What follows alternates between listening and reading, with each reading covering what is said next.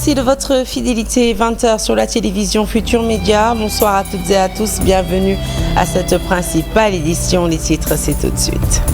Le Sénégal va défendre son titre au prochain CHAN. Les Lions ont battu le Libéria sur le score de 3-0, synonyme de qualification pour la compétition qui va se tenir en février en Ouganda, en Tanzanie et au Kenya.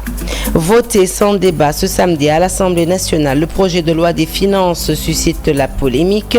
Députés de l'opposition et de la majorité ont des avis divergents sur son adoption. Cheikh Abdou Mbacké, président du mouvement Nekk-Fi Askan Wi, estime qu'il ne peut s'agir en aucun cas d'une violation quelconque d'une loi.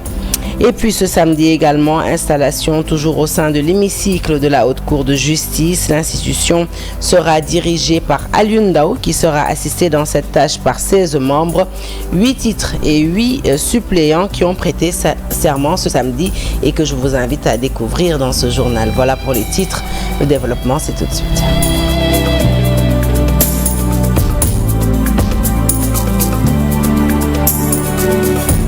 Bonsoir à toutes et à tous, un journal que nous ouvrons tout de suite avec ce deuxième retour des éliminatoires du CHAN 2025. L'équipe nationale locale du Sénégal accueille et surclasse le Libéria sur le score de 3-0 au stade Abdoulaye Wade de Diamniadio. Après le nul 1 but partout à l'aller à Monrovia, les Lions locaux se qualifient ainsi au prochain CHAN prévu du 1er au 28 février 2025 et ce sera au Kenya, en Ouganda et en Tanzanie.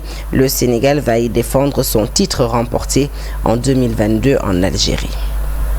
Allez, l'hémicycle à présent, sans vote ni débat. Le projet de loi de finances de l'année 2025 a été adopté ce samedi matin. Les députés de l'opposition parlent de forcing et s'offusquent de la manière avec laquelle ce vote s'est déroulé. Ceux de la majorité, par contre, estiment que tout a été fait dans les règles de l'art. Le compte-rendu est signé par Faraninga.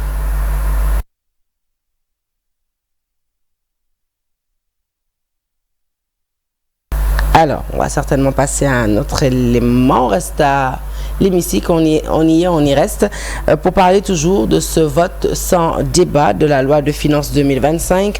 Un vote qui s'est déroulé sans la présence physique du Premier ministre. L'ex-parlementaire Cheikh Abdou Mbacké estime que l'article 86, alinéa 6 de la Constitution n'a pas fait de précision. Le président du mouvement Nekk-Fi Askan Wi pense que la lettre transmise au président de l'Assemblée nationale et qui engage le gouvernement ne peut pas être qualifiée de violation de loi. Je vous propose de l'écouter au micro de Al-Hassan Ba. C'est le président Macky Sall qui avait apporté ces modifications dans la Constitution. C'est l'article 86.6 qu'il dit. Dans certaines circonstances où le temps ne le permet pas, il est possible d'appliquer ce que prévoit la Constitution. Donc ce que le gouvernement a fait est prévu par la loi. Maintenant, ce que dit la loi est clair. C'est le Premier ministre qui prend un engagement devant l'Assemblée nationale. Mais est-ce que la loi a précisé s'il doit être présent ou s'il peut juste écrire et envoyer au président de l'Assemblée nationale? La loi n'apporte pas de précision. Mais ce qui est clair, c'est que le Premier ministre a pris un engagement.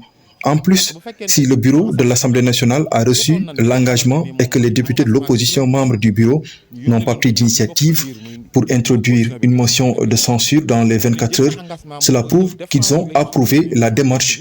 Donc, vouloir faire du show à l'hémicycle devant les caméras, c'est faire du cinéma. Ce que je peux dire, c'est que le Premier ministre s'est engagé et pour moi, l'écriture est meilleure que la parole. Engagement bobu Premier ministre jël nako ndax mbind mo gëna for wax. La Haute Cour de justice a également été installée. Elle compte 16 membres, 8 titulaires et 8 suppléants qui ont prêté serment. L'ancien procureur de la CREI, Alioune Ndao, a été coopté pour diriger cette institution. Il rassure que cette juridiction va respecter les droits des prévenus et que la loi sera respectée. Alioune Ndao, que je vous propose d'écouter au micro de Pape Faraninga. Alors, nous reviendrons certainement sur cette actualité au sein de l'Assemblée nationale. Destination Ziguinchor, cette fois-ci, où la police a déféré près de 400 personnes devant le procureur. Le commissaire central de Ziguinchor a fait face à la presse pour rendre compte des opérations de sécurisation de grande envergure menées avec des interpellations faites au titre de l'année 2024. Près de 400 personnes ont ainsi été déférées devant le procureur et plus de 300 opérations menées. Le point, c'est avec Boubacar Diassi et Lamine Mandian. Le commissaire Malik Dien, chef du service régional de la sécurité publique, a fait face à la presse pour revenir sur un certain nombre de résultats obtenus au titre de l'année 2024. Pour dire en tout, nous avons eu à effectuer 312 opérations de sécurisation de grande envergure sur l'ensemble de l'année, qui compte 365 jours. C'est dire que tous les jours, nous menons des opérations de sécurisation, qu'il s'agisse des opérations de sécurisation routière, qu'il s'agisse des opérations de sécurisation sur le plan de la police judiciaire. Rien que à titre de statistique, rien que pour cette année, nous avons eu à présenter auprès du parquet plus de 387 personnes. Plus de 387 personnes pour diverses infractions.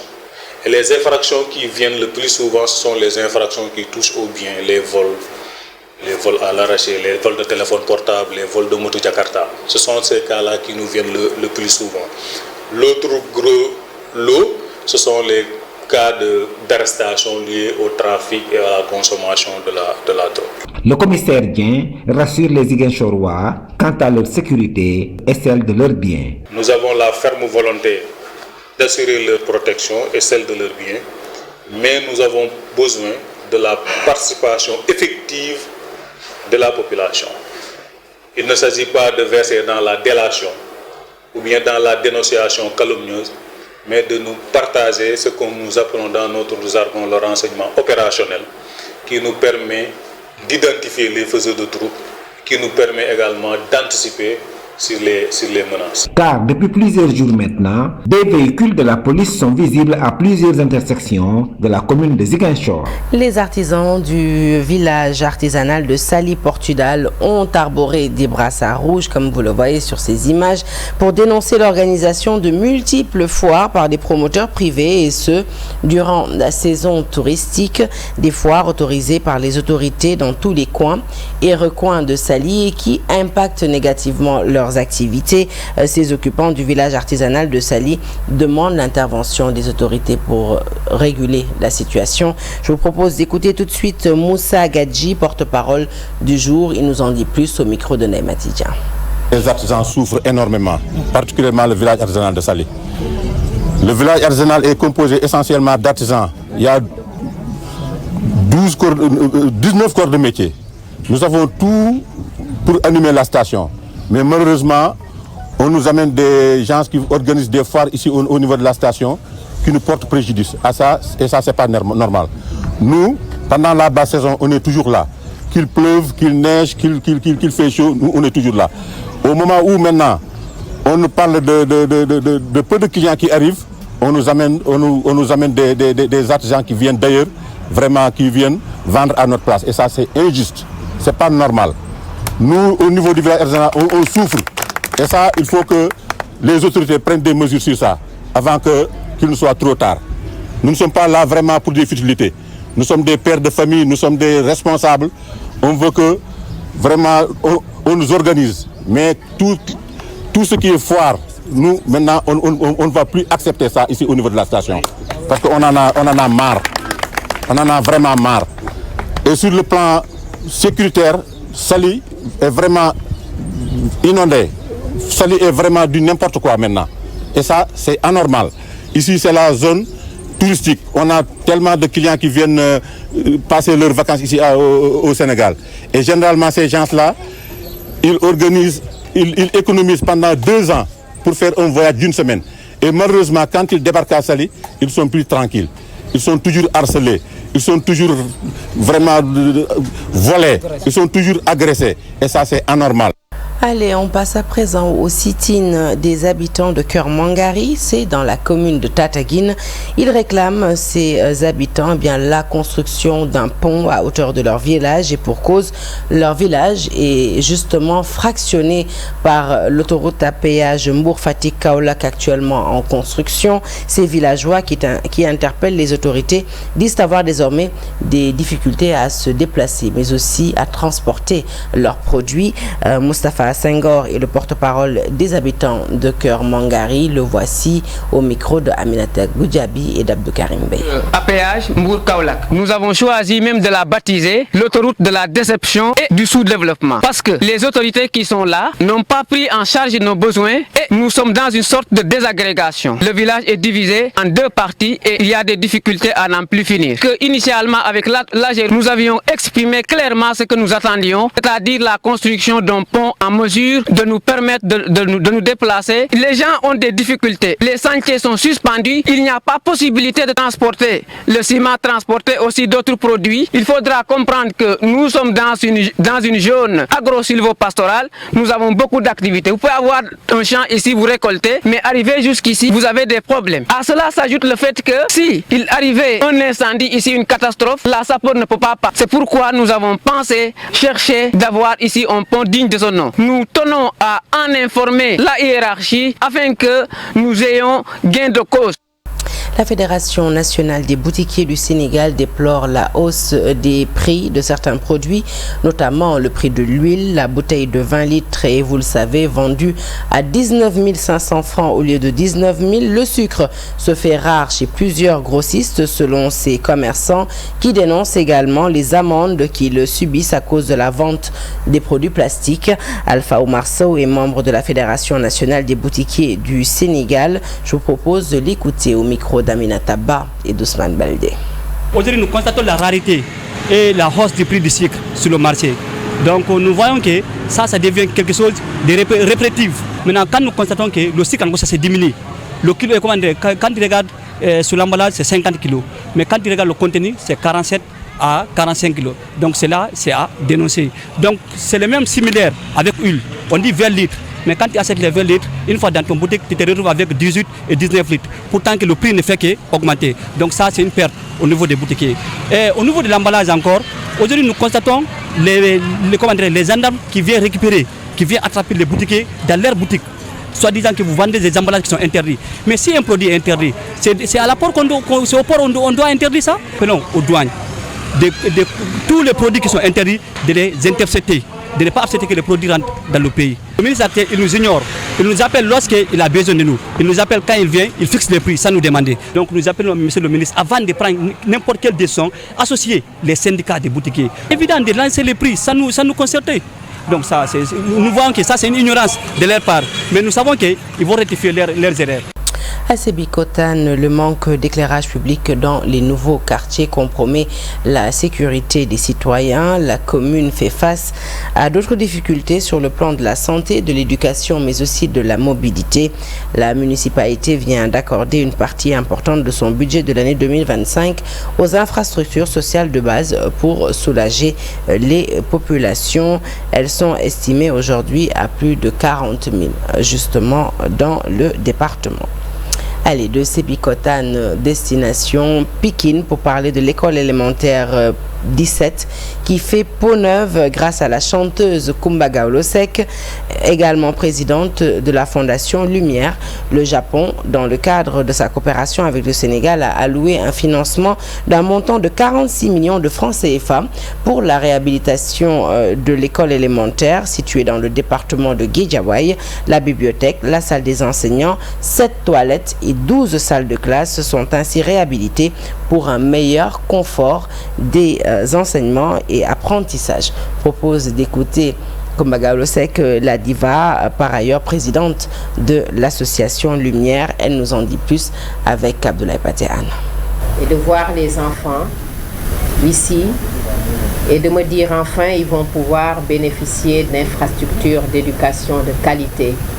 J'en suis très fière sans aucune prétention et vraiment je rends grâce à Allah d'avoir pu, moi, enfant de Tivavone, qui marchait pour aller à l'école, qui n'avait qu'une seule robe, et ça je le dis pour les enfants, que je lavais le soir et que je faisais sécher derrière le réfrigérateur, qui ne mangeait pas tous les jours à ma faim, qui parfois avait même du mal pour avoir toutes les fournitures scolaires et qui m'asseyait en classe à 5 sur un table-banc parce que nous étions 100 dans la classe. J'ai réussi à faire ça. Je rends grâce à Dieu. Dans le cadre du partenariat de qualité entre l'ambassade du Japon et l'association Lumière pour l'enfance Kumbagaolo, dans un domaine aussi vital que l'éducation. En effet, il s'est agi d'apporter notre contribution à l'action de l'État pour offrir à nos enfants un cadre adéquat et propice aux études. Mieux outiller les agents préposés à la sécurité, capitaine Sédina Ousmane Touré et ses hommes sont invités à renforcer les agents du Crous de Bambey. Babacar Diouf a assisté à cette cérémonie de signature de convention. Je vous propose de suivre tout de suite son reportage. Nous n'avons fait que 6 mois à l'agence quand nous sommes arrivés. Et lorsque nous sommes arrivés, nous avons d'abord passé en revue ce qu'il y a sur place. Nous sommes en train d'auditer le personnel pour savoir le nombre que nous avons. Ensuite, nous proposons des choses. Mais nous avons déjà proposé et nous attendons. Mais c'est des choses qu'on ne peut pas dire en public. Mais nous avons proposé. Et pour cela, nous sommes dans la formation. Comme j'ai dit, on ne peut pas demander l'intégration de personnes dans la fonction publique sans que la personne ait les prérequis. Donc nous sommes en train de réformer et de réorganiser. Et Inch'Allah, dans un an ou avant cela, vous verrez les résultats.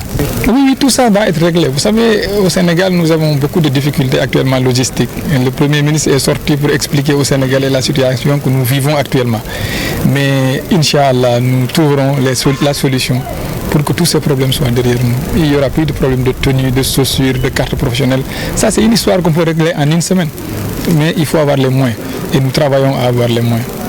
Les sports à présent, Barthélémy Diaz n'avait peut-être pas tous les éléments en sa possession avant d'accuser le comité d'organisation des Jeux Olympiques de la jeunesse de Dakar 2026. C'est la conviction de Dianyanya et son équipe qui apportent la réplique au maire de Dakar. Ils estiment que leur travail se fait sous le contrôle du ministère des Finances sur la somme de 80 milliards de francs CFA accordée par l'Agence française de développement. Une moitié est dédiée à la réhabilitation des infrastructures et l'autre au transport et à l'alimentation des athlètes et officiels. Il faisait face à la presse suivant ce compte-rendu de Chersali Boudjara et Amadouba. Pour le comité d'organisation des Jeux Olympiques de la jeunesse Dakar 2026, Barthélémy Diaz s'est trompé de bonne foi. Il n'a pas tous les éléments sur le financement et l'héritage ne consiste pas à financer les projets de la municipalité de Dakar. Les 80 milliards dont vous parlez. Nous avons voulu refaire la piscine municipale. Nous avons voulu refaire la caserne Sambet Diari, où aura lieu les compétitions d'équitation. Et le stade Ibaba, sur un appui de la France, 40 millions d'euros. Alors vous faites déjà 80 moins 40, vous avez compris. Le poste transport était évalué en 2022 à 32 millions de dollars. Simplement, comme la jauge s'est resserrée, on n'a plus autant de discipline.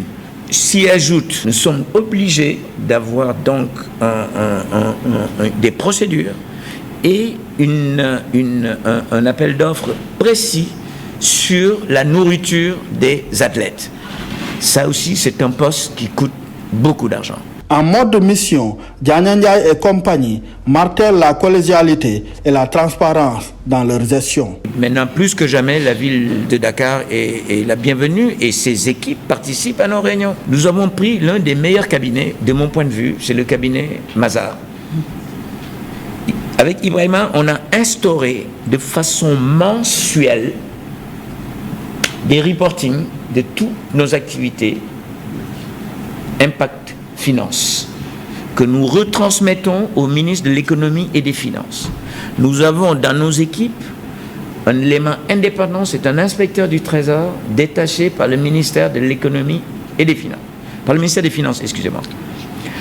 Au niveau du contrôle interne, n'en parlons même pas. Nous voulons vraiment à la reddition des comptes, à l'issue de ces Jeux. Faire comme Paris 2024, laisser un excédent si c'est possible. Le comité d'organisation des Jeux olympiques de la jeunesse Dakar 2026 n'a pas aussi manqué d'apporter des éclairages sur l'implication des Olympiens et la préparation des athlètes sénégalais. Je pense que la stratégie a été déclinée depuis très longtemps. Et aujourd'hui, Astou Ndiaye, qui est la présidente de l'association des Olympiens, va bientôt signer une MOU avec le comité d'organisation. Il y a pas mal d'Olympiens que nous avons envoyés lors des commissions des athlètes pour aller là-bas et prendre en fait des informations et de pouvoir venir et contribuer. Nous avons des Olympiens aussi qui travaillent dans les métiers liés au JOJ. La préparation, c'est 3 volets. Vous avez le volet financement qui vient du ministère des Sports, le volet équipement, entraînement, préparation des entraîneurs, etc. qui viennent des fédérations internationales, et vous avez le volet stratégie nationale où le Comité national olympique et le ministère des Sports vont mettre en place pour voir quelles sont les chances de médaille pour le Sénégal. Les enjeux sont nombreux autour des Jeux olympiques de la jeunesse Dakar 2026 et ils appellent à plus de solidarité que de divergence pour une réussite totale. Et nous restons avec le comité d'organisation des Jeux olympiques de la jeunesse. Dakar 2026 va tenir son assemblée générale. Une annonce de son coordinateur Ibrahim Awad qui démontre la transparence qui entoure la commission des marchés. Le voici toujours au micro de Cheikh Sadibou Diarra. L'association, comme toutes les associations, a un commissaire au compte. Le 23 décembre 2024, le président Ndiaye a présidé la réunion du comité directeur, qui est l'instance intermédiaire qui approuve les comptes, fixe le budget 2025, le plan de passation des marchés, et qui doit le soumettre à la prochaine assemblée générale avant fin janvier. Et l'auditeur aura le temps de regarder les comptes et de donner son opinion libre et indépendante. Le COJOJ a choisi d'ouvrir sa commission des marchés à des entités externes. Il y a un représentant du ministère des Sports, un représentant de la ville de Dakar, le représentant du ministère des Finances et le contrôle financier. Chaque année, ces entités renouvellent leurs membres. Et c'est eux qui sont chargés de gérer les comptes avec une commission des marchés indépendante qui regarde toute la procédure en toute transparence. Dans 3 journaux de la place, ce qu'on appelle l'avis général de passation des marchés a été publié.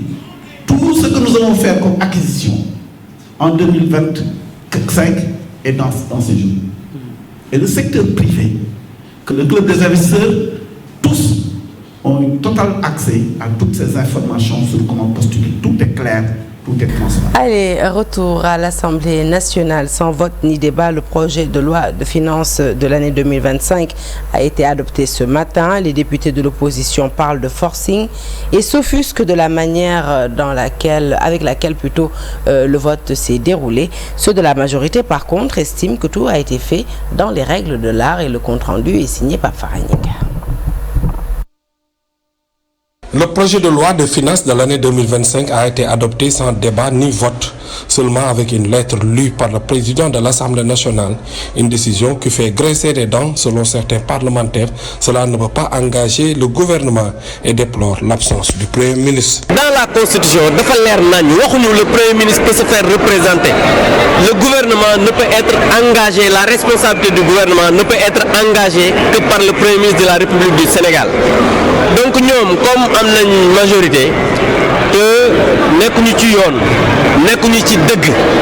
Il y a 2 infractions. La première d'abord, on a constaté que dans le Conseil des ministres du 18 décembre dernier, il n'y a aucune délibération relative au projet de loi de finances 2025. Deuxième infraction, c'est que la responsabilité du gouvernement ne peut être engagée que par le Premier ministre.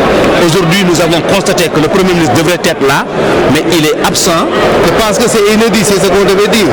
On n'a jamais vu l'utilisation de cette loi au Sénégal. C'est pourquoi donc il faut se dire que c'est une chose nouvelle. Au Sénégal, le Parlement n'a jamais été dans une situation pour utiliser la 86.6. Contrairement à eux, les députés de la majorité reviennent sur ce choix qui ne viole aucun règlement. Et c'est juste la loi qui est appliquée. Voilà, donc on a bien entendu ce que le président dit, les références que le président a données, et il n'y a que ça. Donc si les gens veulent faire du cinéma, c'est du cinéma quoi. Le président a été soumis ici à l'Assemblée nationale, mais il fallait attendre 24 heures pour au moins que l'autre camp puisse déposer une motion de censure. Ça n'a pas été le cas. Et maintenant, si de facto, il n'y a pas eu de motion de censure, le projet de loi est adopté. Dans la foulée, l'Assemblée a aussi installé la Haute Cour de justice pour juger certains dignitaires de l'ancien régime. C'est clair, les magistrats et les députés qui siègent là-bas ne vont pas chômer. Parce que aussi, il faut le dire, l'argent du contribuable a été dilapidé, l'argent du contribuable a été volé, les biens des Sénégalais ont été détournés, le foncier, on n'en parle même pas. Et beaucoup de gens vont devoir répondre, beaucoup d'anciens ministres vont devoir répondre.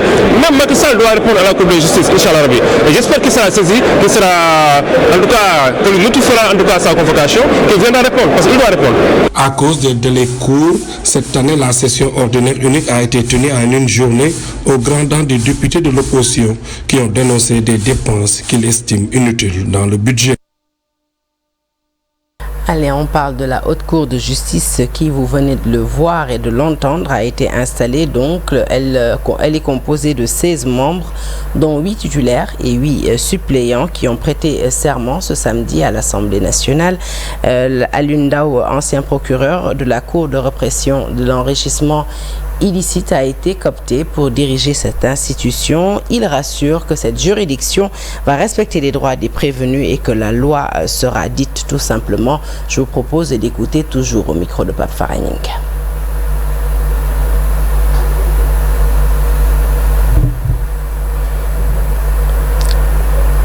Un petit souci avec cet élément. Apparemment, nous n'excluons pas de vous le retransmettre certainement lors de nos prochaines éditions. Voilà qui met fin à ce journal que je suis ravie de vous avoir présenté. Restez avec nous, de belles choses nous attendent ce soir au programme. Un spécial Giancarlo un peu plus tard dans la soirée, présenté par Abdoulaye Der et toute son équipe. Le dernier Giancarlo de l'année à ne surtout pas rater. Excellente suite de programme en notre compagnie et bon week-end à toutes et à tous. Merci.